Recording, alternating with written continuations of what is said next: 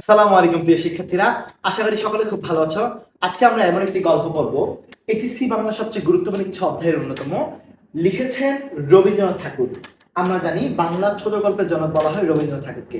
বাংলা ছোট গল্পের জনক যেহেতু রবীন্দ্রনাথ ঠাকুর, আজকের গল্প যেহেতু একটা ছোট গল্প, সেই হিসাবে এই গল্পটি আমাদের কাছে কি পরিমাণ গুরুত্বপূর্ণ সেটা তুমি আশা করি বুঝতে পারছো।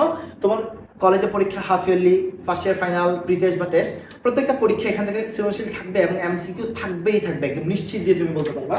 তো তাই এই গল্পটা পড়ার সময় আমাদের খুব গুরুত্বের সাথে পড়তে হবে এবং খুব বুঝে শুনে পড়তে হবে। গল্প থেকে সৃজনশীলের ক খ খুব ঘুরিয়ে প্রশ্ন করে, কিন্তু তাই এই জিনিসগুলো আমাদের পড়ার সময় বুঝে পড়তে হবে। প্রথমে আমরা রবীন্দ্রনাথ সম্পর্কে কবি পরিচিতি দেখবো। রবীন্দ্রনাথ কবি পরিচিতির ক্ষেত্রে যদি খেয়াল করি, রবীন্দ্রনাথ প্রথমে জন্ম দেওয়া আছে রবীন্দ্রনাথ, কাজী নজরুল, মাইকেল, এই ধরনের কবিগুলো হচ্ছে এমন কবি যাদের জন্ম মৃত্যু তোমাকে আজীবন মনে রাখতে হবে। তোমাকে যে সিচুয়েশনটা আমাকে প্রশ্ন করা হোক পারতে হবে। এই ধরনের প্রশ্ন হচ্ছে বা এই ধরনের গুরুত্বপূর্ণ হচ্ছে তাদের জন্ম মৃত্যু। জন্ম মৃত্যুর আমি আলাদাভাবে কথা বলবো না। অন্য কি কি দেওয়া আছে, পিতার নাম দেওয়া আছে, মাতার নাম দেওয়া আছে এবং পিতামহের নাম দেওয়া আছে। আমার জানা লাগবে পিতার নাম আমরা জানি দেবেন্দ্রনাথ ঠাকুর, মাতার নাম সারদা দেবী এবং পিতামহের নাম প্রিন্স দ্বারকানাথ ঠাকুর। এখানে একটা লাইন বলা আছে, তার কবি পরিচিতিকে নেওয়া হয়েছে মানব ধর্মের জয় ও সৌন্দর্য তৃষ্ণা।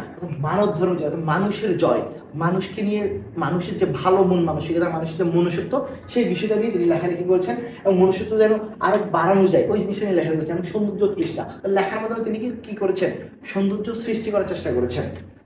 রবীন্দ্রনাথ ঠাকুরের কবিতার মূল সুর। বিশ্বভারতী নামে বিশ্ববিদ্যালয় প্রতিষ্ঠাতা তিনি। বিশ্বভারতী নামে একটি বিশ্ববিদ্যালয় প্রতিষ্ঠাতা। মাত্র 15 বছর বয়সে, কত বছর বয়সে? মাত্র 15 বছর বয়সে তার প্রথম কাব্য বনফুল প্রকাশিত হয়। আমাদের জন্য খুব খুব খুব খুব বেশি গুরুত্বপূর্ণ একটা এমসিকিউ হচ্ছে, মাত্র 15 বছর বয়সে তিনি তার প্রথম কাব্য বনফুল প্রকাশিত হয়। আমরা ক্লাস 9 10 এই ইনফরমেশনটা পড়ে আসছি, বনফুল। কিন্তু তোমাদের এখানে একটা জিনিস মনে রাখতে হবে, যখন তোমাকে বছর বলবে, বয়স বলবে, বয়স জিজ্ঞেস করবে, তুমি সংখ্যা বললে 15 বছর বলবে, সংখ্যা বললে কত বলবা? 15 বছর। তবে যদি সাল বলে, তবে কি বললে? সাল বললে লিখবা 1880। সাল বললে কত লিখবা? 1880। তার জন্ম যেহেতু 1861, আর 15 বছর হইলে হচ্ছে 1876। কত হচ্ছে? 1876। কিন্তু 80 কেন লিখবো? কারণ সেটি বই আকারে প্রকাশ পেয়েছে 1880 সালে। আমাদেরকে যখন প্রকাশিত সাল জিজ্ঞেস করে তখন আসলে বই আকারে প্রকাশিত সাল কথা জিজ্ঞেস করে। আর এখানে যে বয়সটার কথা বলছে, তখন হচ্ছে সেটি একটা পত্রিকায় প্রকাশ পেয়েছিল। বনফুল কাব্যের কবিতাগুলো, বনফুল কবিতা সহ এই কবিতাগুলো হচ্ছে একটা কাব্য পত্রিকার মধ্যে প্রকাশ পেয়েছিল। কিন্তু সেটি বই আকারে প্রকাশ পায় 1880 সালে। কত সালে বলছি? 1880। খুব ভালোভাবে মনে রাখবা, যখন তোমাকে সাল জিজ্ঞেস করবে তখন দিবা 1880, কিন্তু যখন বয়স জিজ্ঞেস করবে তখন বলবো 15 বছর বয়সে। এই যে 4 বছর ডিফারেন্স, সেটা হচ্ছে প্রথমটা হচ্ছে পত্রিকায় প্রকাশ, পরেরটা হচ্ছে বই আকারে প্রকাশ। এই পার্থক্যটা তোমাকে বুঝতে হবে। গীতাঞ্জলি, আমরা জানি ছোটবেলা থেকে পড়ে আসছি গীতাঞ্জলির জন্য তিনি নোবেল পুরস্কার পেয়েছেন, কিন্তু তিনি আসলে মূলত নোবেল পুরস্কার পেয়েছেন সং অফারিংস এর জন্য। কিসের জন্য?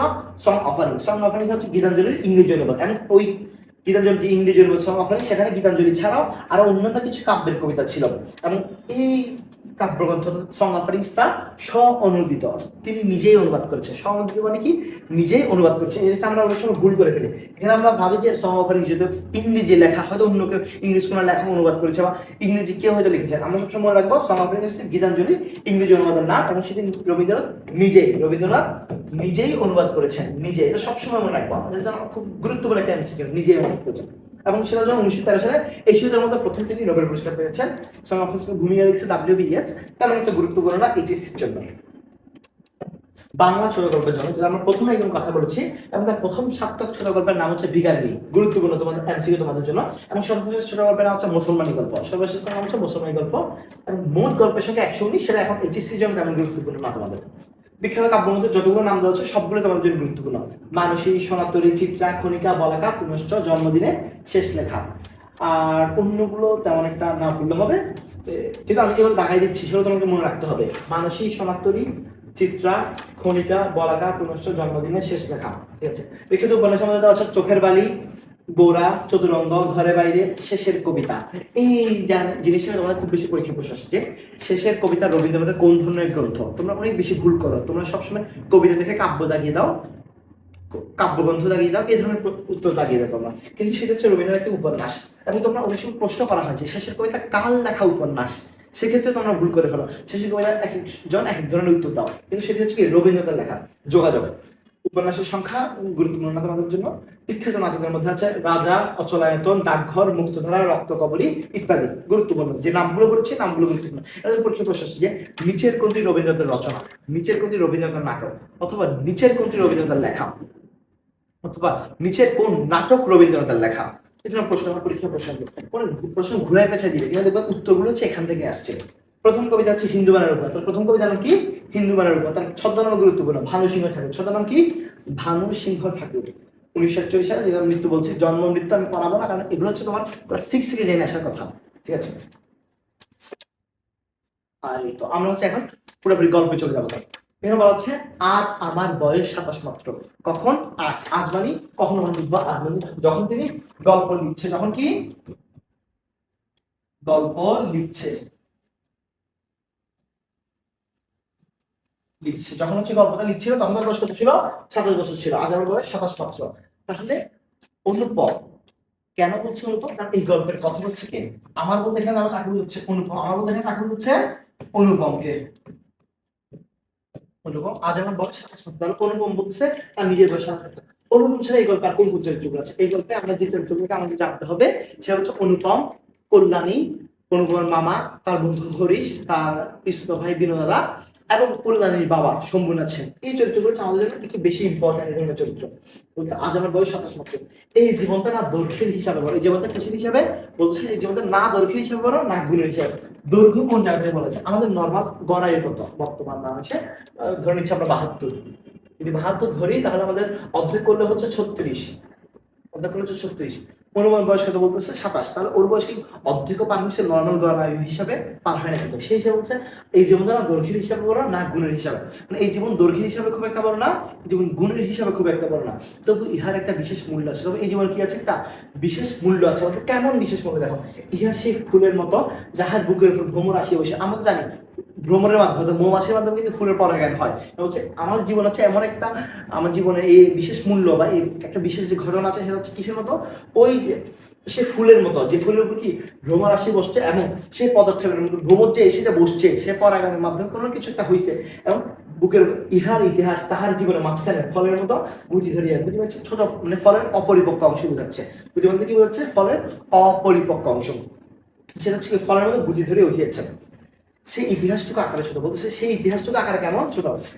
ওর জীবনে যে বিশেষ একটা মূল্য আছে বলছে, ওই মূল্যের ইতিহাস কেমন আকারে ছোট, তাহাকে ছোট করিয়া লিখে বলছে। ওই যে বিশেষ মূল্য সেটা হচ্ছে আকারে কেমন ছোট, এবং এই জিনিসটাকে রবীন্দ্রনাথ বা আমাদের অনুপম সে ছোট করেই লিখবে। ছোটকে যাহারা সামান্য বলিয়া ভুল করেন না তাহারা ইয়ার রাখবেন। কিন্তু একটা কিন্তু বলেছে, ছোটকে যারা সামান্য বলে, জিনিসটা ছোট হতে পারে কিন্তু সামান্য না।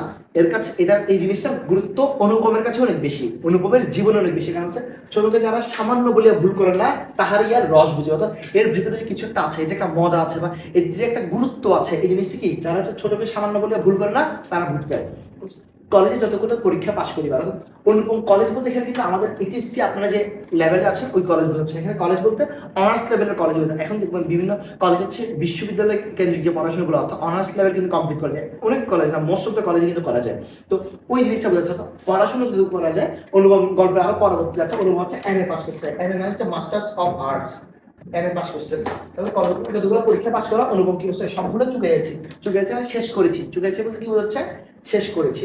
ছেলেবেলে আমার সুন্দর চেহারা, অনুপম তারা বোঝাচ্ছে কি অনুপম চেহারা কেমন ছিল? সুন্দর। ছেলেবেলে আমার সুন্দর চেহারা লইয়া পণ্ডিত মশাই আমাকে শিমুল ফুল, কিসের সাথে? শিমুল ফুল এবং মাকাল ফলের সহিত তুলনা করে বিদ্রুপ করিবার সুযোগ পাইছেন। অনুপমের সুন্দর চেহারা নিয়ে তার পণ্ডিত মশাই তাকে কি করতো? শিমুল ফুল এবং মাকাল ফলের সহিত তুলনা করতো। শিমুল ফুলটা দেখতে সুন্দর কিন্তু গন্ধ আসলে নেই, এবং মাকাল ফুলটাও দেখতে সুন্দর কিন্তু আসলে কি খাওয়া যায় না। এখন অনুপমের স্টুডেন্ট হিসাবে মানে দেখতে সুন্দর কিন্তু আসলে তার তেমন কোনো উল্লেখযোগ্য, রেজাল্ট তো ভালো হয় না, তেমন কোনো আসলে কিছুই নাই। মানে এক্সট্রা স্টুডেন্টের বিভিন্ন ধরনের কোয়ালিটি থাকে না, কোনো কিছু নাই। কারণ পণ্ডিত মশাই তাকে নিয়ে করতো মজা নিত, শিমুল ফুল এবং মাকাল ফলের সহিত তুলনা করিয়া তার সাথে বিদ্রুপ করতো, তাকে নিয়ে মজা নিত। বিদ্রুপ করতে বলতে মজা নেওয়া বোঝাচ্ছে। ইহাতে তখন বড় লজ্জা পেতাম। দেখবেন আপনাদের বন্ধুদের সামনে যদি কোনো টিচার আপনাকে অপমান করে, লজ্জা দেয়, আপনার কাছে লজ্জা লাগবে, বন্ধুর সামনে করতেছে। অনুভব তখন কি এই জিনিসটি তখন খুব বেশি লজ্জা পাইতাম। কিন্তু বয়স হয়ে এই কথা ভাবেছি, কিন্তু অনুভব যখন বয়স হয়েছে তখন এই কথা সে তার মনে বসছে যে যদি তার মনে হয়েছে যে যদি জন্মান্তর থাকে, জন্মান্তর মানে অন্য জন্মান্তর মানে কি? অন্য জন্ম জন্ম থাকে তবে আমার মুখে স্বরূপ বলতেছে, যদি অন্য কোনো জন্ম থাকে তবে আমার মুখে কেন, আমার মুখে যেন স্বরূপ থাকে, আমার মুখে যেন সৌন্দর্য থাকে, আমার মুখে যেন বর্তমান মতোই সুন্দর থাকে, এবং মুখে মুখে বিদ্রুপ যেন আবার এমন করিয়া প্রকাশ হয়। যে অন্য কোনো জন্ম থাকে আমার মুখে যেন এভাবে স্বরূপ থাকে, এবং মুখের মুখে যেন এভাবেই বিদ্রুপ থাকে, এবং সেটাকে এমন করিয়া যেন প্রকাশ পায়। আমার পিতা এককালে গরিব ছিল, তো অনুপম বলতেছে কি তার পিতার কথা বলছে, সে এককালে কি ছিল, গরিব ছিল। ওকালতি, তাহলে অনুপম বাবা কি ছিলেন, উকিল ছিলেন। অনুপম বাবা কি ছিলেন, উকিল ছিলেন। ওকালতি করে তিনি প্রচুর টাকা রোজগার করেছে। অনুপম বাবা তাহলে কি ওকালতি করে, উকিল হয়ে যে পেশা ছিল ওই পেশা তিনি অনেক টাকা পয়সা কামাইছেন। রোজ ভোগ করিবার সময় নিমেষ পাত্র, উনি যে টাকাগুলো কামাইছে সেগুলো আসলে নিজে ভোগ করার কোনো সময় পায় না, নিমেষ মানে এক সেকেন্ডও পায় নাই, ওই সময়টা তিনি কোনোভাবে পায় না। মৃত্যুতে তিনি যে হাত ছাড়লেন, ওর বাবা অনুপম বাবা যে মৃত্যুতে তিনি যে হাত ছাড়ছে, মানে নিঃশ্বাস ফেলছে, এটাই সেটা প্রথম অবকাশ, সেটাই তার প্রথম ছুটি ছিল, সেটা তার প্রথম অবকাশ ছিল, তার প্রথম ছুটি ছিল। বুঝতে পারছে? আমার তখন বয়স অল্প। অনুপর বাবা যখন মারা গেছে, এটা অনেকে প্রশ্ন আসছে যে কখন তার বয়স অল্প। অনুপর বাবা যখন মারা গেছে তখন তার বয়স অল্প, মার হাতে আমি বয়স, তাহলে যেহেতু বাবা নাই তাহলে সে মায়ের হাতে কি মানুষ হয়েছে। মা গরিবের ঘরের মেয়ে, অনুপর মা কেমন ঘরের মেয়ে, গরিবের ঘরের মেয়ে। এই জিনিসটা খেয়াল করবেন, মা গরিব ঘরের মেয়ে বলা হয় না, এখানে কিন্তু বলছে গরিবের ঘরের মেয়ে। মানে এমসিকিউ অনেক সময় কি করে দেখতে ঘুরাই দেয়, কেন ঘুরাই দেয় আমি আসলে জানি না, কিন্তু গরিব আর গরিবের একই জিনিস, আপনাদের কনফিউশন থাকতে পারে কিন্তু জিনিসটা একই জিনিস বুঝায়। কিন্তু কখন যদি এমসিকিউতে বা দিয়ে দেওয়া থাকে যেটা বইয়ে গরিবের শব্দটা এভাবে উল্লেখ করা আছে, আপনারা গরিবের তাকাবেন, মা গরিবের ঘরের মেয়ে। তাই আমরা যে ধনী এই কথা তিনিও বলেন না, তাই দেখবেন হুট করে যে মানুষগুলো বড়লোক হয় দেখবেন চুল কালার করবে। যদি আমি আজকে সবুজের মতো পরে আছি, সবুজ একটা শার্ট পরবে, পুরোপুরি আমার মতো না, পুরোপুরি সবুজ শার্ট পরবে, আমার পিছনে সাদা আছে, আচ্ছা পুরোপুরি সবুজ শার্ট পরবে, একটা কমলা কালার প্যান্ট পরবে, লাল একটা জুতা পরবে, সেই একটা মানে বুঝবেন আপনি যে মাত্র কতকালকে বড় লোক হয়েছে। আমরা যে ধনী কথা তিনিও ভুলে নাই, আমাকে ভুলে দেয় না। দেখবেন যে মানুষগুলো মাত্র কিছু আগে বড় লোক হয়েছে, হুট করে বড় লোক হয়ে গেছে, ওদের ভাবসাবে দেখবেন চেঞ্জ হয়ে যাবে না। শিশুকালে আমি কোলে কোলে মানুষ, উনি বলছে কি শিশুকালে সে কোলে কোলে মানুষ, খুব আদরের যত্ন মানুষ হয়েছে বোধ করি, সেই জন্য শেষ পর্যন্ত আমার পুরোপুরি বয়স হয় না। উনি বলছে বোধ করি মানে মনে করি, বা ওর মনে হচ্ছে যে আসলে কি, সেই জন্য শেষ পর্যন্ত আর কি পুরোপুরি বয়সে হইল না। আজও আমাকে দেখে দেখিলে মনে হইবে আমি অন্নপূর্ণা। অন্নপূর্ণা বলতে বুঝানো হয় দেবী দুর্গাকে, অন্নপূর্ণা বলতে কাকে বোঝানো হয়, আচ্ছা এখানে দেবী দুর্গাকে। আপনারা এটা লিখে রাখবেন, অবশ্যই এটা লিখবেন। অন্নপূর্ণা বলে গজান, গজান মধ্যে এখানে গণেশ বুঝাচ্ছে, গণেশ মধ্যে কি বলছে, গণেশ। গজানন বুঝে যাচ্ছে গজ আনন্দ যার, গজানন ছোট ভাই দেবী, গজানন মানে হচ্ছে গণেশ। দেবী দুর্গা আমাদের দুই সন্তান, একটা হচ্ছে গণেশ আর একটা হচ্ছে কার্তিক, আর তাকে কার্তিক। তাহলে যেহেতু এখানে গণেশের কথা চলে আসছে, তাহলে হচ্ছে গণেশের ছোট ভাই, তাহলে গণেশের ছোট ভাই হচ্ছে কার্তিক। কিন্তু হিন্দু ধর্মের মধ্যে গণেশ কার্তিক হচ্ছে বড় ভাই এবং গণেশ হচ্ছে ছোট ভাই, কিন্তু এখানে হচ্ছে উল্টা দেওয়া আছে, আমার বই এভাবে দেওয়া আছে, আমরা এভাবে পড়বো। অন্তত এইচএসসি পর্যন্ত আপনাকে এটা এভাবে জানবেন। এইচএসসি পরবর্তী যেদিন এইচএসসি পরীক্ষা দিয়ে দিবেন, যদি আপনার বাংলা কখনো দরকার না হয়, যদি এডমিশন পর্যন্ত অনেকের দরকার, অনেকের না, দেখবেন 90% এডমিশন পর্যন্ত বাংলা দরকার পড়বে, এরপরে আপনি ভুলে যেতে পারবেন। কিন্তু যতদিন এইচএসসি লেভেলে থাকবেন আপনি ততদিন এটা মনে রাখবেন যে অন্নপূর্ণার বড় ছেলের নাম হচ্ছে গণেশ, ছোট ছেলের নাম হচ্ছে কার্তিক, এবং অনুপম নিজেকে কার সাথে তুলনা করতেছে, কার্তিকের সাথে। কার সাথে, কার্তিক। কারণ কি বলছে, আমি অন্নপূর্ণার কোলে গজাননের ছোট ভাইকে, তাহলে অনুপম নিজেকে বলছে আমি অন্নপূর্ণা দেবী দুর্গার কোলে গজাননের ছোট ভাই। গজাননের ছোট ভাই বলতে তাহলে কার্তিককে বুঝাচ্ছে। অনুপম নিজেকে তাহলে কার্তিকের সাথে তুলনা করছে। হিন্দু পুরাণ মতে গণেশ হচ্ছে অলস ধরনের ছিল বা একটু ঘরকুনো ছিল, কিন্তু এখানে যেহেতু কার্তিকের ছোট ভাই দেখাচ্ছে তাহলে কার্তিককে আমরা বলবো যে কার্তিক একটু ঘরকুনো, একটু অলস ধরনের মানুষ ছিল।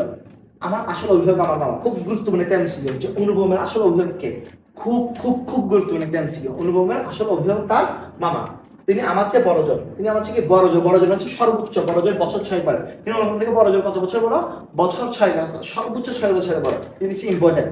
অনুপমের মামা অনুপম থেকে কত বছরের বড়, কিন্তু ফলগুর ফলগুর বালির মতো তিনি আমাদের সমস্ত সংসারটাকে নিজের অন্তরের মধ্যে শুষিয়ে রয়েছেন। কিন্তু ফলগুর বালি এটা হচ্ছে একটা নদীর নাম, যে নদীর মতো তিনি কি বলছেন, নদীর মতো তিনি আমাদের সমস্ত সংসারটাকে নিজের অন্তরের মধ্যে শুষিয়ে রয়েছেন। এই নদীর আমি আপনাদের একটু দেখাই,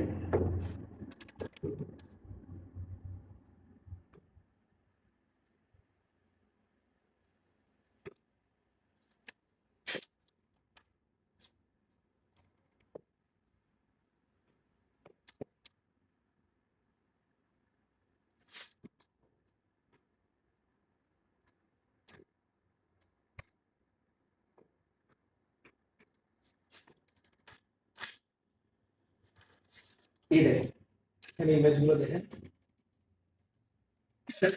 উপর যদি এখানে এই দেখেন, এই এদিকে ঢুকবেন, এটা যদি উপরের অংশ হচ্ছে বালু, নর্মালি আমাদের কি থাকে, নদীর উপরে থেকে পানি, নিচে থেকে বালু। কিন্তু এই নদী ধারণা করা হচ্ছে হিন্দু মানে কোন একটা দেবীর অভিশাপে এই নদী হচ্ছে উল্টে গেছে। এখানে আপনি এখানে খেয়াল করেন, মানে নদীর উপরে হচ্ছে বালু, পানিগুলো এখানে রিসেন্টলি হচ্ছে মানুষ যে পরিমাণ ময়লা ফেলছে, ময়লা কারণে আসলে বালু পানিও দেখা যাচ্ছে, বালু আস্তে আস্তে কমে যাচ্ছে। কিন্তু আগে হচ্ছে পুরোপুরি এরকম ছিল, মানে দেখাই যেত না, পানি দেখা যেত না, এরকম অবস্থা।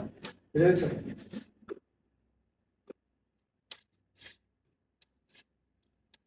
কিন্তু ফজলুল আলম এত এই নদীর মতো তিনি আমাদের সমস্ত সংস্কৃতিকে নিজের অন্তরের মধ্যে শুষিয়ে রয়েছেন।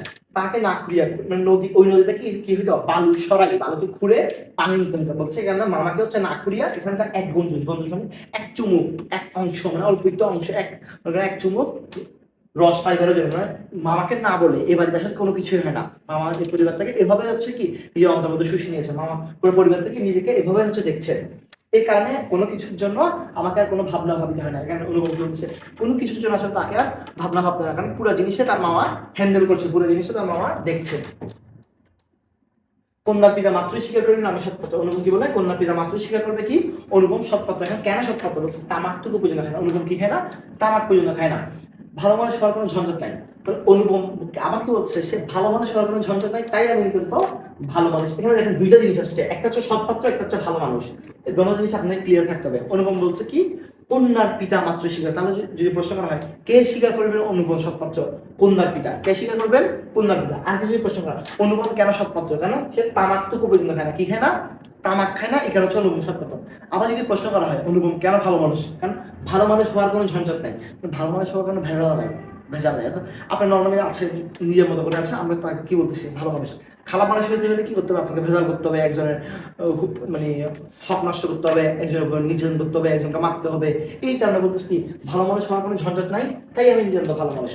মাথায় আদেশ মানিয়ে চলিবার ক্ষমতা আমার আছে, কিন্তু মজা লাগে যে বস্তুত না মানিবার ক্ষমতা আমার নেই। বলছে মাথার আদেশ মেনে চলার ক্ষমতা আছে, কিন্তু বস্তুত মানে মূল কারণ হচ্ছে বা আসলে হচ্ছে কি মাথার আদেশ না মানিবার ক্ষমতা হচ্ছে অনুভবের নাই। অন্তঃপুরের শাসনে চলিবা, অন্তঃপুর ভেতরের ঘর বোঝায়, মা বা মামা বা মনে করেন ওয়াইফ, এর ধরনের বোঝাচ্ছে।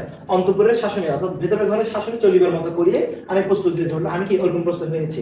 যদি কোনো কন্যা স্বয়ংবরা হন, যদি কোনো কন্যা কি হন স্বয়ংবরা, স্বয়ংবরা যে কন্যা নিজের স্বামী নিজে নির্বাচন করে। আগেকার দিন কিন্তু এরকম হইতো না, আগেকার দিন নর্মালি সবগুলো বিয়ে কিন্তু অ্যারেঞ্জ ম্যারেজ হতো। তাও অ্যারেঞ্জ ম্যারেজ না হইলে ছেলে পছন্দ করতো মেয়েকে, কিন্তু নর্মালি মেয়ে পছন্দের খুব কম ছিল। কিন্তু অনুপম বলছে এরকম কোনো মেয়ে যদি থাকে যে কোনো স্বয়ংবরা, মানে যে নিজের স্বামী নিজে নির্বাচন করছে, তবে এই সুলক্ষণটি স্মরণ রাখবো। তবে কি ওই মেয়েটা এই সুলক্ষণ, আমার যে গুণ আছে, তো এখন মেয়েরা কি চায় স্বামী যে তার কথা উঠবে, তার কথা বসবে, স্বামীকে যা বলবে স্বামী যা শুনবে। অনুপম এখানে বলছে যদি কোনো কন্যা হচ্ছে স্বয়ংবরা হন, তবে মানে এই জিনিসটা স্মরণ করবে কি আমি হচ্ছে অন্তঃপুরের শাসনে চলি। আমি কিসের শাসনে চলি, অন্তঃপুর, অর্থাৎ ভেতরে ঘর যা বলবে আমি তা শুনবো, তো বউ যা বলবে ওরকম তা শুনবে। ওরকম একটা ভালো ছেলে অনুপম, একটা ভালো ছেলে না শুনে অনেক বড় ঘর হইতে আমার সম্বন্ধ আসে, অর্থাৎ বিয়ের সম্বন্ধ। অনুপম অনেক বড় ঘর থেকে, অনেক বড় বড় ফ্যামিলি থেকে, অনেক বড় লোকের ফ্যামিলি থেকে অনুপমের বিয়ের জন্য কি আসছিল, সম্বন্ধ আসছিল। কিন্তু মামা যিনি পৃথিবীতে আমার ভাগ্য দেবতার প্রধান এজেন্ট, অনুপম মামা কি পৃথিবীর তার ভাগ্য দেবতার প্রধান এজেন্ট। এটা আমার পরীক্ষা খুব গুরুত্ব নিতে এমসিকিউ যে অনুপমের ভাগ্য দেবতার প্রধান এজেন্ট কে, অনুপমের ভাগ্য দেবতার প্রধান এজেন্ট তার মামা। বিবাহ সম্পর্কে তার একটা বিশেষ মত ছিল, বিবাহ সম্পর্কে তার মামা কিছু একটা বিশেষ মত ছিল। মতটা কি, ধনীর কন্যা তার পছন্দ না। অনুপমের মামার মতামতটা কি ছিল, ধনীর কন্যা তার পছন্দ না। কেমন কন্যা পছন্দ না অনুপমের মামার, ধনীর কন্যা। আমাদের ঘরে যে মেয়ে আসিবে সে মাথায় হেড করে আসবে। অনুপম মামা কি চায় যে ওদের ঘরে যে মেয়ে আসবে সে তো মাথা হেড করে আসবে, মাথা নিচু করে আসবে। অনুপম মামা যা বলবে তাই শুনবে, জি মামা জি মামা, মামা যা বলবে সকাল থেকে খাবে সবকিছু শুনবে, কোনো কথা বলবে না। এই তিনটা মামা থাকে কি, যে মেয়ে আসবে সে হচ্ছে মাথা হেড করে আসবে। অথচ টাকার প্রতি তার আসক্তি অস্থিমজ্জায় জড়িত। পরীক্ষা প্রশ্ন শেষ যে অনুপমের মামার টাকার প্রতি আসক্তি কেমন, আসক্তি হচ্ছে অস্থিমজ্জায় জড়িত। বুঝে গেছেন, তিনি এমন বেহাই চান, বেহাই মানে হচ্ছে বেহাই, আমরা বেহাই বেহাই তো বুঝলেন, তিনি এমন ব্যয় চান যাহার টাকা নাই, অথচ সে টাকা দিতে কসুর করবে। কসুর বলতে কীর্তনে বুঝাচ্ছে, মানে বা কৃপণতা করিবে না। এমন একটা লোককে ব্যয় হিসেবে চান যার কাছে খুব একটা টাকা নাই, কিন্তু টাকা দিতে আবার কীর্তন করবে না, মানে যা চাইবে সাথ দিবে। যাহাকে শোষণ, দেখেন যাকে শোষণ করা চলিবে, অথচ বাড়িতে আসিলে গুড়গুড়ির পরিবর্তনে মাথা ঢুকায় কামাত দিলে যাহার নালিশ কাটিয়ে তো বলছে ওই ব্যয়টি কি করবে, তিনি শোষণ করবে। ব্যয় থেকে বিভিন্ন সময় বিভিন্ন কথা বলে টাকা পয়সা আদায় করে নেবে। কিন্তু ব্যয় যখন আমার বাড়িতে আসবে তখন কি গুড়গুড়ির পরিবর্তে মাথা ঢুকায়। গুড়গুড়ি হচ্ছে একটা দামি তামাক খাওয়া আর কি, বাধা হুকা বলতে নর্মাল হচ্ছে গুড়গুড়ির পরিবর্তে বাধা হুকায় তামাক দিলে যা কি নালিশ খাটিবে না।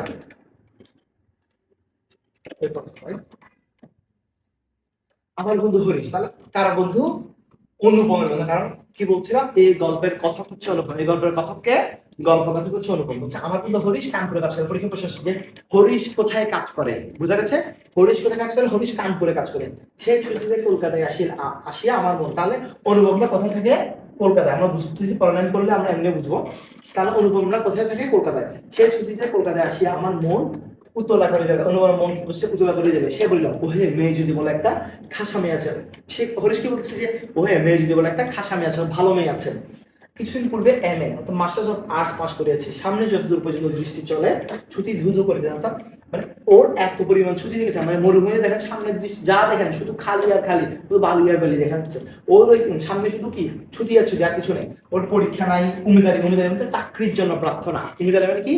চাকরির জন্য প্রার্থনা। এর মানে কি বিভিন্ন সময় বিভিন্ন মানুষ চাকরির জন্য বিভিন্ন বড় বড় মানুষের কাছে যায় না, ওই জিনিসটাকে বলা হয় উমিদারি। চাকরি নাই, নিজের চাকরি নাই, চাকরি নাই, আবার নিজের বিষয় দেখিবার চিন্তা করে। কারণ কি? চিন্তা নেই, কারণ তার সবকিছু তার মামা দেখছে। শিক্ষা না, কারণ আর পড়াশোনা মনে হয়, এমএ পর্যন্ত পাস করে বলছে ইচ্ছাও নাই, বলছে আর কোনো কিছু ইচ্ছা নেই। থাকিবার মধ্যে তার কি আছে? ভেতরে আছেন মা, ভেতরে মা আছেন, আর বাহিরে আছেন মামা। পরীক্ষা প্রশ্ন হচ্ছে অনুপমের থাকার মধ্যে ভেতরে কি আছেন, থাকার মধ্যে বাহিরে কি আছে। যখন প্রশ্ন করবে ভেতরে হচ্ছে মা, তাহলে বাহির হচ্ছে মামা। মনে রাখবেন কিভাবে, মারা নর্মালি কি ভেতর ঘর থেকে বা আমাদের সংসার থেকে মারাই মানে দেখছেন, আর বাবারা বা পুরুষ হচ্ছে কি বাহির সংসার দেখছেন। এখানে বুঝবেন কি ভেতরে আছেন মা আর বাহির আছেন মামা। এই অবকাশের মরুভূমির মধ্যে, এই কিসের মরুভূমি? অবকাশের মরুভূমি। সামনে শুধু অবকাশ আর অবকাশ, মানে ছুটি আছে, অবকাশ মানে হচ্ছে ছুটি, মানে ওর ভ্যাকেশন, প্রচুর পরিবারের ছুটি আছে।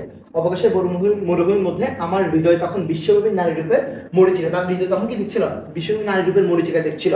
আকাশে হাত দিচ্ছিল। তার কি? সে ঘুমাইতে গেল নারী দেখে, ঘুম থেকে উঠতে নারী দেখে, সে খাইতে গেল নারী দেখে, সে ওয়াশরুমে গেল নারী দেখে, এরকম একটা অবস্থা গেছে, বুঝছেন? নারী দেখছিল। আকাশে তাহার দৃষ্টি, সে কি দেখতেছে? আকাশের মেয়ের একটা নারীর দৃষ্টি, বাতাসে তাহার নিঃশ্বাস, বাতাসে নারীর নিঃশ্বাস, এবং তরুমর্ম। তরুমর্ম হচ্ছে পাতার মর্ম। পাতার একটা মর্ম শব্দ থাকে না? পাতা যখন শুকিয়ে থাকে আর নিচে পড়ে থাকে, আপনি পা দিয়ে এক করবেন বা ধরবেন, দেখবেন একটা শব্দ হচ্ছে, ওই জিনিসটা তরুমর্ম, তাহার গোপন কথা। পাতার শব্দকে অনুপম কি মনে হচ্ছে? মনে হচ্ছে একটা নারীর গোপন কথা, যে নারীর কথা কি অনুপমকে বলতে যাচ্ছে। এমন সময় হরিশ আসছে, বলবো যে সময় আমি চারপাশে শুধু নারী দেখছিলাম, আমার কল্পনা সবকিছু শুধু নারী ঘুরছিল, শুধু বিয়ে বিয়ে অবস্থা, আপনাদের মতো অবস্থা।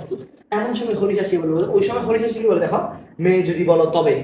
ওই সময় আসি কি বলছে, সে একটা ভেজা লাগাই দিচ্ছে। সে বলছে মেয়ে যদি বলো তবে একটা ভালো মেয়ে আছে। এবার তো আমার আমার শরীর মন বসন্ত বাতাসের বকুল বনের নবপল্লব রাশির মতো কাঁপিতে কাঁপিতে আলোসায় বলতে লাগিল। ওর শরীর মন তখন সে কল্পনা করে ফেলছে, যেমন বিয়ে দিয়ে করে ফেলছে, তার বাচ্চা দিচ্ছে, এর মতো অবস্থা। হরিশ মানুষটা ছিল রসিক। হরিশ মানুষটা কেমন ছিল? রসিক। পরীক্ষা প্রশ্ন আসছে যে অপরিচিতা গল্পের রসিক ব্যক্তিটিকে? হরিশ, অনুপমের বন্ধু হরিশ। তাহলে বোঝাচ্ছে হরিশ মানুষটি ছিল রসিক। রস দিয়া বর্ণনা করার শক্তি তাহার ছিল।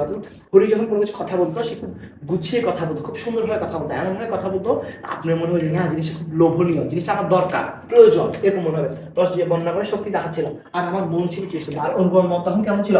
চেষ্টা। তো সে চারপাশে কি ছিল? নারী ছিল। আমি হরিশকে বললাম একবার মামার কাছে কথাটা পালিয়ে দেখো। অনুভব হরিশ কি বলছে? একবার মামার কাছে কথাটা পালিয়ে দেখো, বলে দেখো, মামার কাছে কথাটা বলে দেখো। হরিশ আশ্চর্য জমাইতে অদ্বিতীয়। অদ্বিতীয় মানে যার আর কোনো দ্বিতীয় তুলনা নাই। অর্থাৎ হরিশ হচ্ছে কি একদম যেখানে বসবে এখানে আড্ডা দিয়ে পুরো জায়গাতে কি করে ফেলবে, মাথায় ফেলবে। হরিশ আশ্চর্য জমাইতে অদ্বিতীয়। তাই সর্বত্রই তাহার খ্যাতি। তাই সব জায়গায় কি ছিল? এটা আলাদা যত্ন ছিল। মানে সবাই তাকে কি মানে পাইলে বলতো হ্যাঁ বন্ধু গল্প গল্প কর, এরকম। মামা তাহাকে পাইলে ছাড়তে চান না। মামা কি হরিশকে পাইলে ছাড়তে চান না, কথাটা বলতে চান। কথাটা তার বৈঠকে উঠছিল। মামার বৈঠকে ওই অনুপমের বিয়ের কথাটা বা ওই মেয়ের কথাটা উঠছে।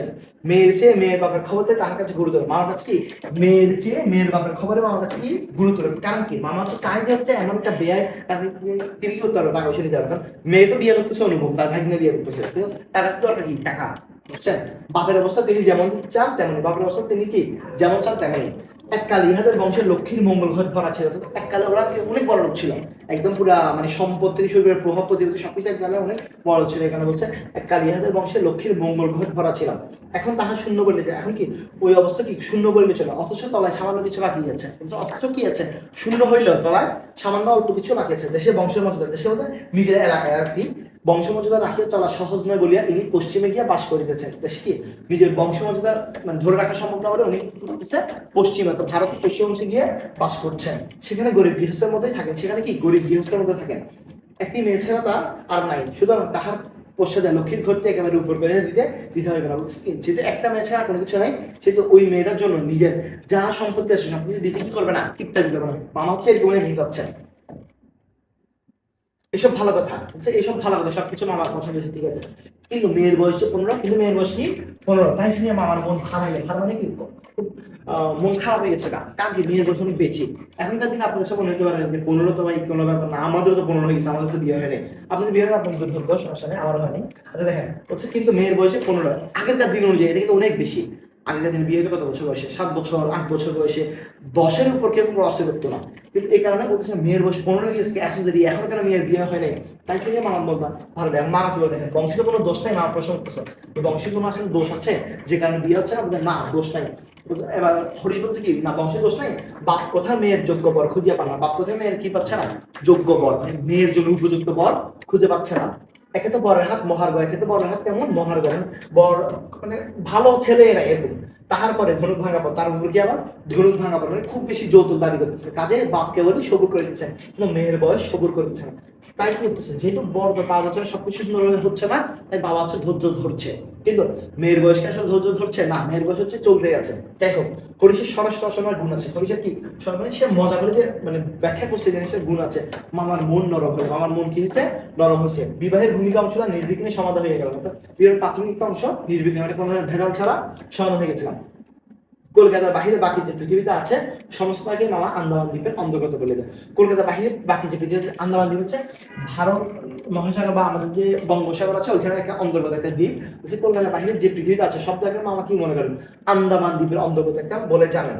জীবনে একবার তিনি বিশেষ কাজে কন্যগর, কন্যগরটি কলকাতার পাশে একটা শহর, অন্যবার কলকাতার পাশের শহর। আন্দামান দ্বীপ হচ্ছে ভারত মহাসাগরের একটা অংশ। ওটা আপনারা লিখবেন, আমি যেগুলো বলতেছি অবশ্যই লিখবেন, যারা ক্লাসে করবেন সবাই অবশ্যই এগুলো লিখবেন, তাহলে মনে থাকবে না, দেখবেন ভুলে যাবেন না। এখন মনে হচ্ছে যে মনে থাকবে, আসলে কিন্তু মনে থাকবে না, কিছুক্ষণ পরে ভুলে যাবেন না, 2 দিন যাক 3 দিন যাক ভুলে যাবেন না। কাজে জীবনে একবার কি মামা বিশেষ কাজে কন্যগর গিয়েছিলেন। মামা যদি মনে হতেন, মনে হচ্ছে ভারতের একজন শাস্ত্র প্রণেতা, বলছে মামা যদি মনে হইতেন তবে তিনি হাবড়াপুর, এটা হচ্ছে মানে কলকাতা, মনে করেন আমি ধরে দিচ্ছি কলকাতা হচ্ছে এই একটা শহর, এখান থেকে মনে করেন বের হওয়ার জন্য শুধু এই একটা ব্রিজ আছে। আগে তো শুধু রাস্তায় অল্প কিছু ছিল, এই ব্রিজটা হচ্ছে হাবড়াপুর, যে পুলটা দিয়ে কলকাতা থেকে বের হইতো। এবার বলছে মামা যদি মনে হইতেন তবে তিনি হাবড়াপুর পার হওয়াকে তাহার সঙ্গীতে, এই যে মনু যে ছিল তার একটা বই ছিল, নাম ছিল মনু সংহিতা বা সংহিতা বলা হয়, একেবারে নিষেধ করে দিতেন। বলছেন মামা যদি মনে হইতে তাহলে কি করতো, তার বই সংহিতায় এই কলকাতা বাইরে যাওয়াকে তিনি কি করতো, একেবারে নিষেধ করে দিতেন। কেন নিষেধ করতো দেখেন, কারণ হচ্ছে নিজেকে যেহেতু যাইতে হবে না, বা নিজেদের বই যেহেতু নিষেধ করে দিচ্ছে যে কলকাতা বাইরে যাওয়া যাবে না, যেহেতু তিনি একজন শাস্ত্র পণ্ডিত ছিল, মানুষজন তার কথা মানতো, এ কারণে অন্যরা যদি না যেত তাহলে নিজেকে কি করতে হইতো না, কলকাতা বাইরে যেতে হইতো না। মনের মধ্যে ইচ্ছা ছিল নিজের চোখে মেয়ে দেখে আসবে, দেখছেন সব কথা মনের মধ্যে কি ছিল, যে নিজের চোখে যাই মেয়ে দেখে আসবে। সাহস করে প্রস্তাব করতে পারে না, কিন্তু সাহস করে একটু প্রস্তাব করতে পারে না মামাকে। কন্যাকে আশীর্বাদ করিবার জন্য যাহাকে পাঠানো হইলো সে আমাদের বিনোদন, কন্যাকে আশীর্বাদ করার জন্য তাকে পাঠানো হইলো অনুভবের বিনোদাদাকে। আমাদের পিস্তুত ভাই, অনুভবের কেমন ভাই, অনুভবের পিস্তুত ভাই। তাহার মতো রুচি এবং দক্ষতার পরে মানে উপরে, পরে মানে কি উপরে, আমি 16 আনা নির্ভর করিতে পারি। বলছে ওর মতো রুচি এবং দক্ষতার উপর আমি কি করতে পারি, 16 আনা একদম খাঁটি, মানে 100% করতে পারি। 16 আনা এখানে 100% হচ্ছে, 100% নির্ভর করতে পারে।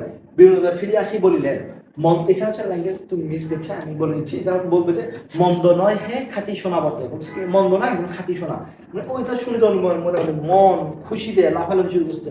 বিনোদন ভাষাটা অত্যন্ত আর্ট, মানে আর্ট মানে সংকীর্ণ। বিনোদন কি করেন একটু সংক্ষেপে, মানে খুব কম কথা বলেন এই ধরনের মানুষ।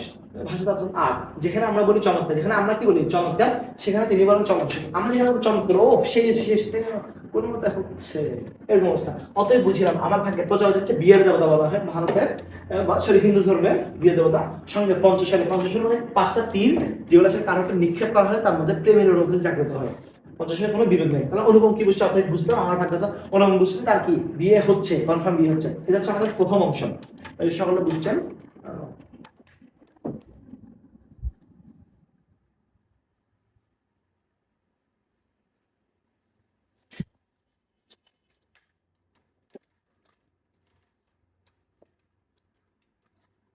এরপর হচ্ছে আমাদের 2 আসছে, বলছি বলা বাহুল্য, বলার আর অপেক্ষা রাখে না। এটা ছাড়া আসলে এটাই হবে যে এটা তো মানে বলার অপেক্ষা রাখে না, এটা বলা বলতে কিছু না। বলা বাহুল্য, বিবাহ উপলক্ষে কন্যা পক্ষে কলিকাতায়, কন্যা পক্ষে কোথায়, কলিকাতায় আসতে হলেন। কেন কলকাতায় আসতে হয়েছিল একটু বলেন তো।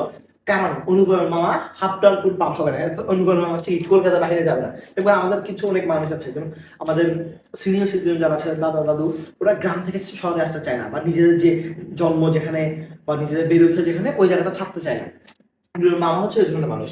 বিবাহ উপলক্ষে কন্যা পক্ষকে কলকাতা আসিতে হইল। কন্যার পিতা শম্ভুনাথ, তাহলে কন্যার পিতার নাম কি বলছে? শম্ভুনাথ বাবু। যদি আমরা পুরো নাম হচ্ছে শম্ভুনাথ সেন। গল্পের পরবর্তী অংশ আসবে। কন্যার পিতা লিখে রাখবেন এটা। কন্যার পিতা শম্ভুনাথ বাবু হরিশকে কত বিশ্বাস করেন তাহার প্রমাণ এই যে বিবাহ 3 দিন পূর্বে, বিবাহ কয়দিন পূর্বে? মাত্র 3 দিন পূর্বে তিনি আমাকে প্রথম চোখে দেখা, তিনি প্রথম কি অনুপমকে চোখে দেখছেন এবং আশীর্বাদ করে দিলেন। এমন কি বলছে? অনুপমকে আশীর্বাদ করে দিয়েছেন। বয়সটা 40 কিছু এপারে বা ওপারে, তার বয়স কেমন? 40 কিছু এপারে, অর্থাৎ 40 প্লাস মাইনাস, খুব বেশি একটা বয়স হয়নি। ভিড়ের মধ্যে দেখিলে সবার আগে তার উপরে চোখ পরিবার মতো চেহারা কেমন ছিল? হ্যাঁ, ওপারে চুল কাঁচা, গোফে পাক ধরিতে আরম্ভ, গোফ হচ্ছে কি মাত্র পাকা শুরু করছে।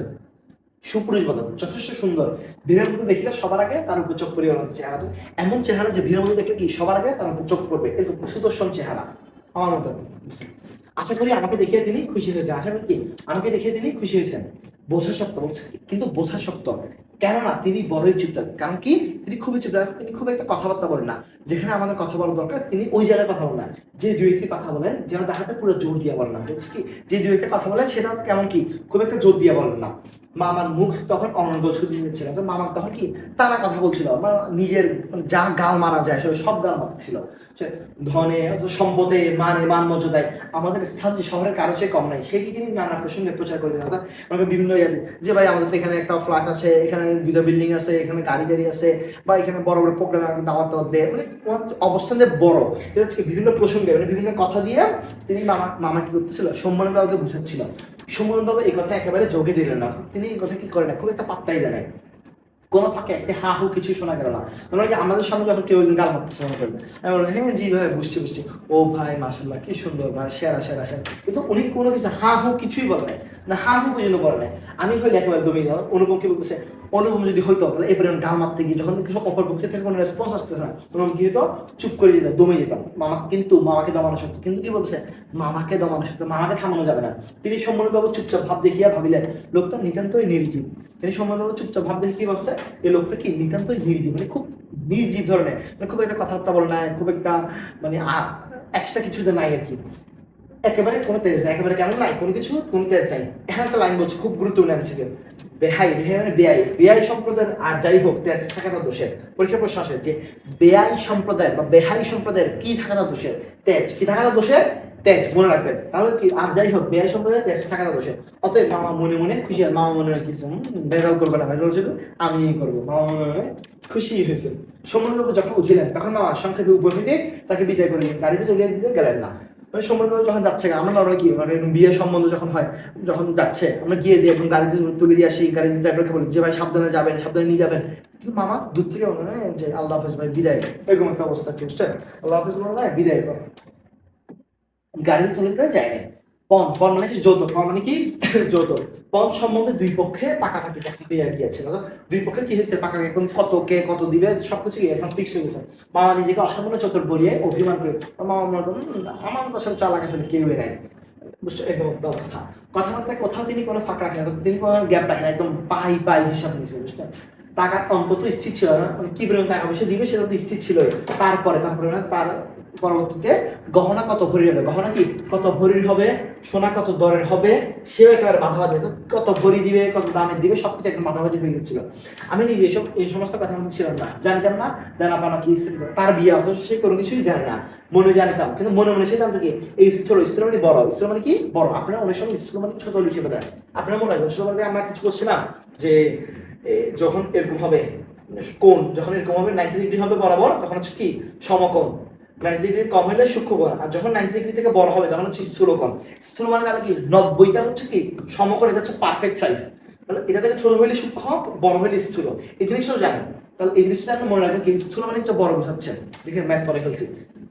এই স্থূল অংশটা কি বিবাহের একটা প্রধান অংশ, এবং সেই অংশের ভার যার উপরে তিনি এক করা মানে এক পয়সাও থাকবে না। কত কি বলছি? এক পয়সা কি করবে না, থাকবে না। বস্তুত আশ্চর্য পাকা লোক, বস্তুত কি আশ্চর্য মানে খুব বেশি চালাক লোক বলিয়া মামা আমাদের সমস্ত সংসারের প্রধান গর্বের সামগ্রী। সংসারের গর্ব করার মধ্যে একটাই জিনিস, সেটা হচ্ছে তার মামা। তার মামা কি? মামা অনেক বেশি গালবাজি করে এবং খুব বেশি চালাক নিজেকে ভাবে আর কি। এটা হচ্ছে তাদের সংসারের একমাত্র গর্বের সামগ্রী। যেখানে আমাদের কোনো সম্বন্ধ আছে, যেখানে তাদের বিয়ের কোনো সম্বন্ধ হয়, সেখানে তিনি সর্বত্রই বুদ্ধির লড়াই জিতিবেন। সেখানে কি মামা বুদ্ধি দিয়ে মোটামুটি মেয়ের পক্ষকে ধরাশায়ী করে জিতে চলে আসবে। একেবারে ধরা কথা, এটা একদম কি ধরা কথা, মানে একদম ফিক্স কথা, পাকা কথা। এই জন্য আমাদের অভাব না থাকলে, এই জন্য কি আমাদের অর্থাৎ ছেলে পক্ষের অভাব না থাকলেও অন্য পক্ষের অভাব কঠিন হইল, তো ওদের খুব বেশি অভাব থাকলেও মানে ওরা পারতেছে না এরকম হইলেও যে দিব। আমাদের সঙ্গে এই যে ওদের সঙ্গে কি, এটা হচ্ছে যে এটা যে বাচক আর যে মরুক, বলতে এই যে বাচক আর যে মরুক আমাদের কোনো কিছু যায় আসে না, কিন্তু ওরা জিতবেই।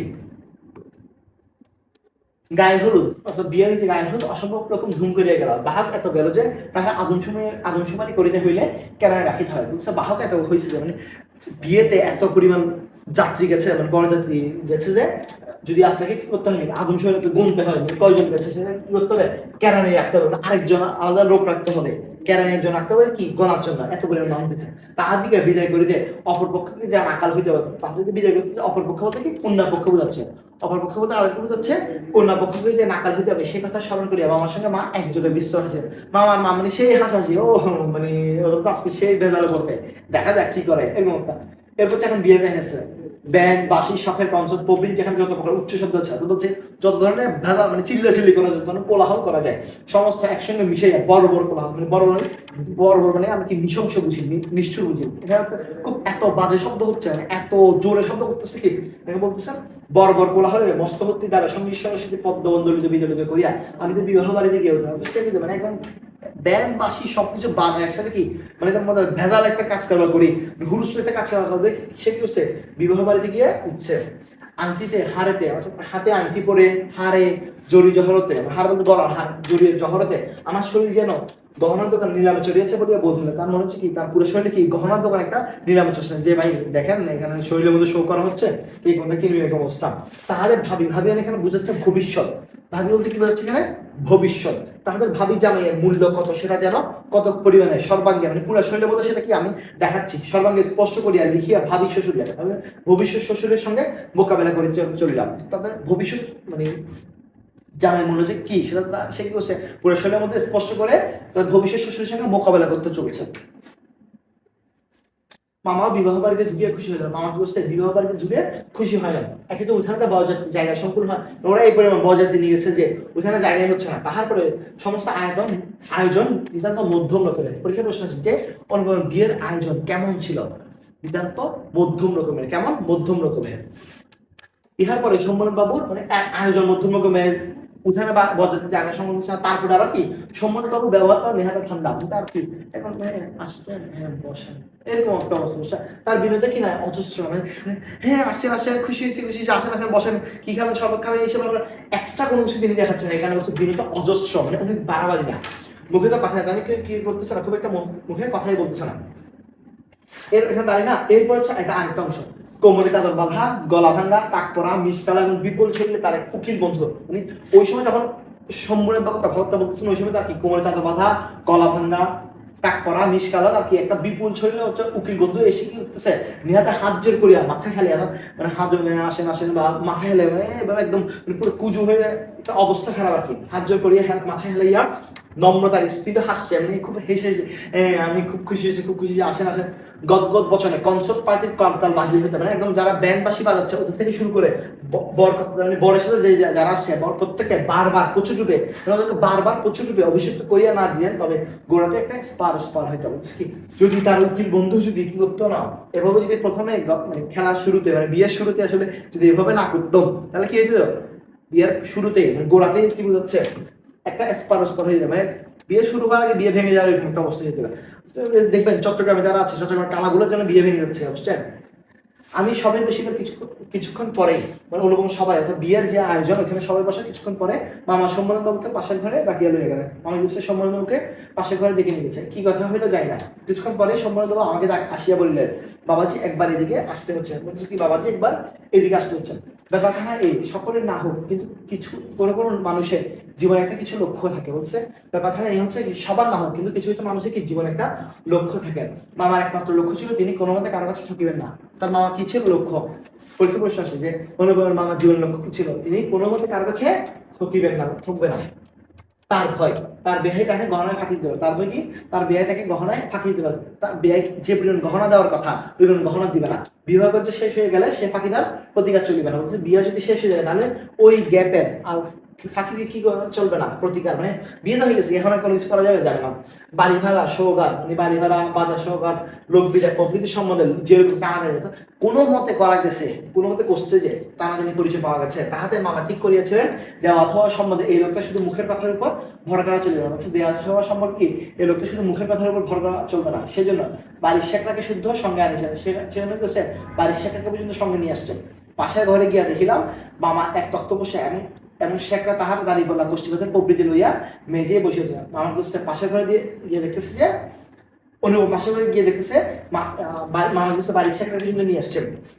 মামা তক্ত বসে মানে হচ্ছে বিছানা, তক্ত বসে মানে কি বিছানা। মা কি বলছে শেষটা দেখেন, শেখরাকে পর্যন্ত নিয়ে আসছে। শেখরা মানে কি আকে বুঝায় যে স্বর্ণ বানায়, স্বর্ণ পরীক্ষা করে।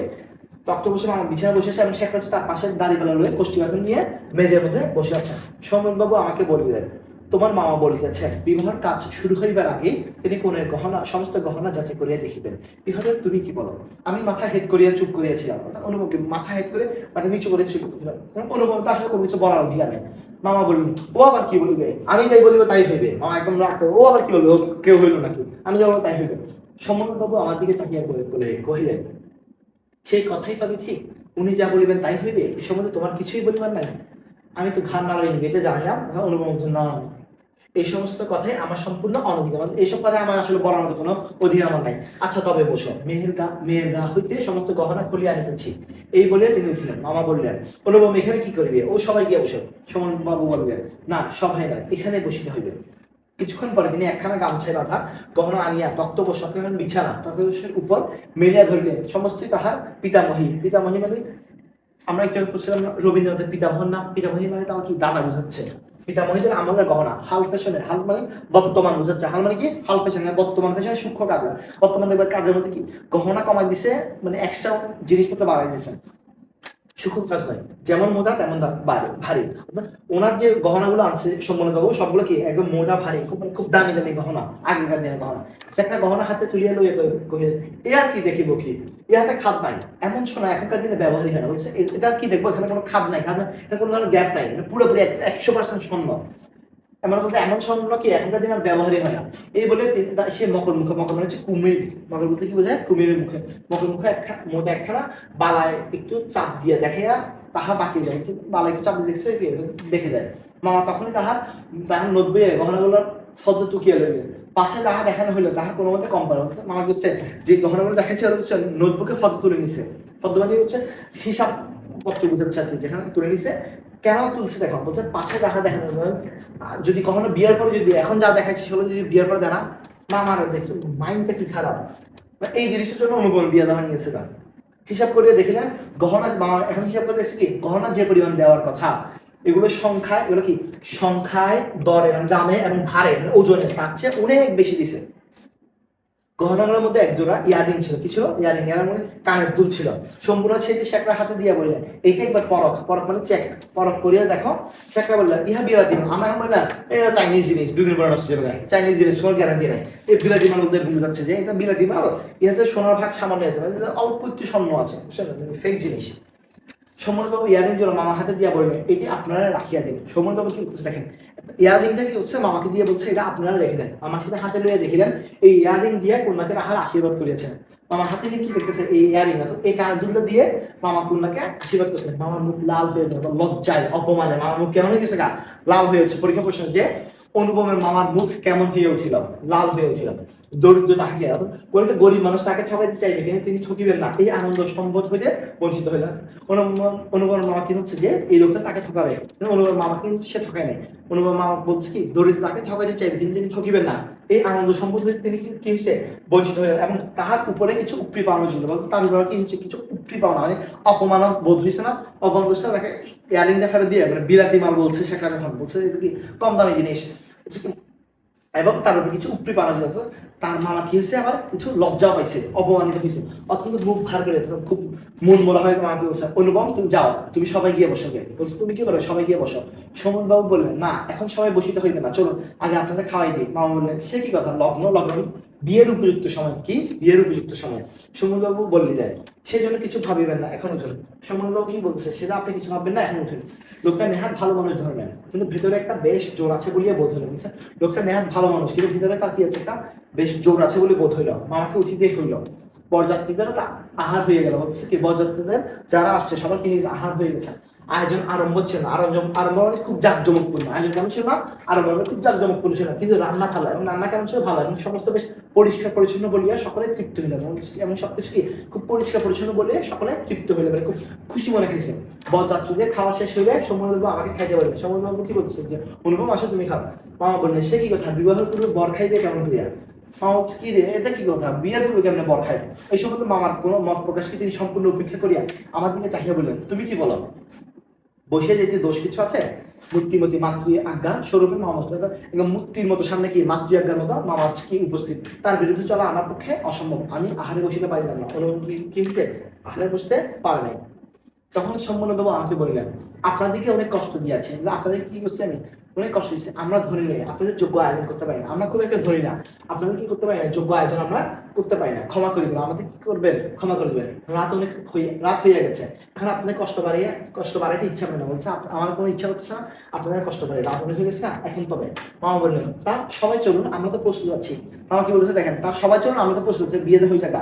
সুমনবাবু বললেন, তবে আপনারা গাড়ি বলিয়ে দিই। তবে আপনি কি করে দিয়ে গাড়ি করে দিয়ে? মামা আশ্চর্য হয়ে বলে, ঠাট্টা করিতেছেন নাকি? আপনি কি ঠাট্টা করছেন, মানে মজা করছেন? সমুদ্রবাবু কহিলেন, ঠাট্টা তো আপনিই করিয়াছেন।